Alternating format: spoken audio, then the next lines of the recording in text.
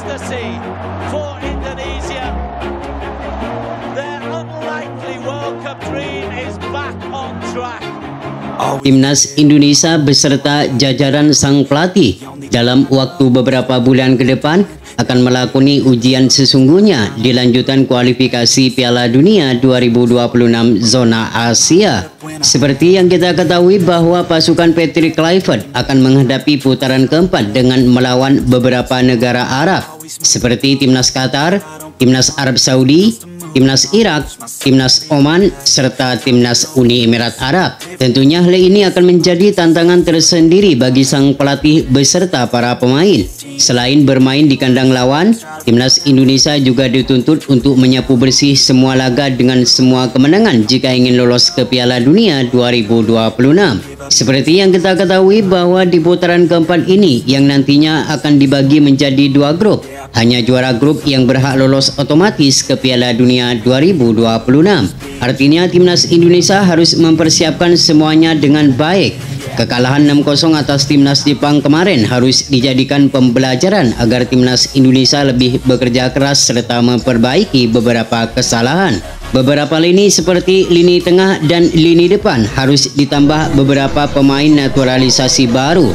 Erick Thohir selaku Ketua Umum PSSI harus segera memproses beberapa pemain yang sempat diisukan bergabung seperti Pascal Struijk, Emiliano Jonathan, serta Jairo Redwall agar bisa memperkuat Timnas Indonesia di putaran keempat nanti. Patrick Kluivert selaku pelatih Timnas Indonesia harus menyiapkan taktik dan strategi yang apik agar bisa meraih hasil yang terbaik di putaran keempat. Beberapa kesalahan yang dilakukan di laga-laga sebelumnya harus segera dievaluasi agar lebih fokus untuk menghadapi laga selanjutnya ini.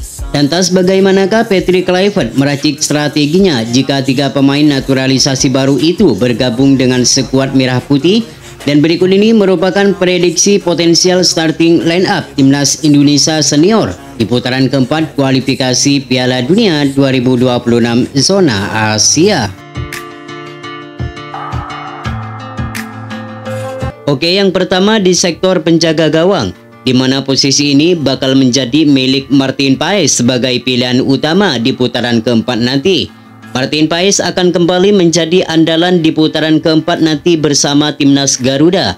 Terlihat Martin Paes selalu tampil gemilang ketika berhadapan dengan tim dari Timur Tengah. Ketenangan serta keberanian dalam mengantisipasi berbagai tendangan keras dari lawan, Martin Paes sangat layak menjadi pilihan utama di putaran keempat ini. Martin Paes tidak hanya mempunyai refleks yang sangat baik, namun ia juga mempunyai chemistry lebih baik karena udah lama memperkuat Timnas Garuda.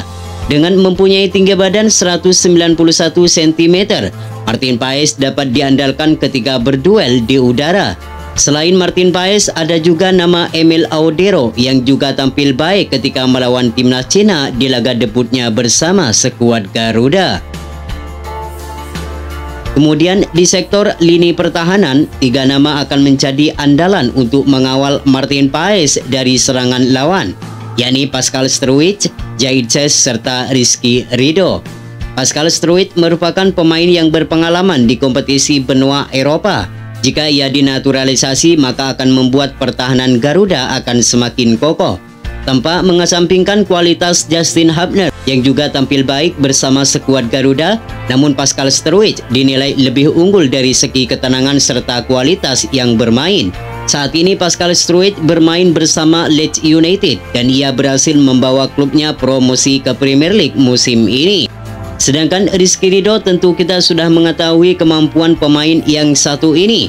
Meski hanya bermain di Liga 1, namun kemampuan Rizky Ridho tidak kalah mentereng dari pemain yang berkarir di luar negeri. Ketenangan serta kedewasaannya dalam menjaga pertahanan, Rizky Ridho menjadi salah satu pemain lokal yang konsisten meski persaingan terbilang cukup ketat. Tidak hanya solid dalam menjaga pertahanan, namun Rizky Ridho juga mempunyai keberanian dalam mengantisipasi berbagai serangan dari lawan.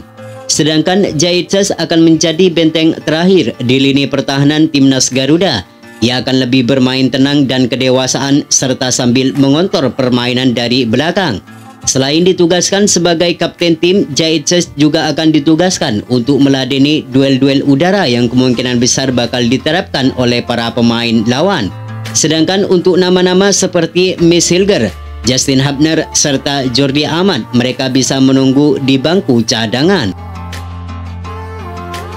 Sedangkan untuk wingback kanan dan wingback kiri, nama Kevin Dix dan Calvin Verdong akan tetap menjadi andalan bagi skuad Garuda. Kevin Dix merupakan pemain yang sangat berpengalaman di kompetisi benua Eropa. Kecepatan serta kekuatan fisik yang selalu menjadi andalannya akan menjadi nilai tambahan bagi skuad Merah Putih. Selain kuat menjaga pertahanan, Kevin Dix juga mempunyai kualitas umpan yang akurat yang akan memanjakan para pemain yang berada di pertahanan lawan. Sedangkan Calvin Verdong tentu kita sudah mengetahui kualitas pemain asal NEC Nijmegen ini. Sejak debut dengan timnas Indonesia, Calvin Verdong selalu konsisten dalam penampilannya. Ketenangan serta kepiawaiannya dalam menjaga pertahanan kerap kali merepotkan para pemain lawan. Terlihat seringkali Calvin Verdong menggagalkan berbagai serangan dari lawan. Tidak hanya solid dalam menjaga pertahanan, Calvin Verdong juga jago membantu penyerang dan merepotkan pertahanan lawan. Sementara untuk sektor lini tengah, nama Joy Pelopesi dan Tom Hayi akan menjadi andalan bagi skuad Merah Putih. Joy Pelopesi akan menjadi gelandang pemutus serangan lawan sebelum masuk ke pertahanan Garuda. Sedangkan Tom Hayi akan menjadi motor serangan Garuda di lini tengah. Tom Hayi akan mengatur ritme permainan dan menjadi kreator serangan untuk memberikan umpan manis kepada para pemain yang berada di lini depan. Jika Jairo Ridwell bergabung bersama timnas Indonesia, ia bisa masuk dari bangku cadangan di babak kedua. Sedangkan di sektor lini serang, 3 nama akan menjadi andalan bagi Patrick Kluivert.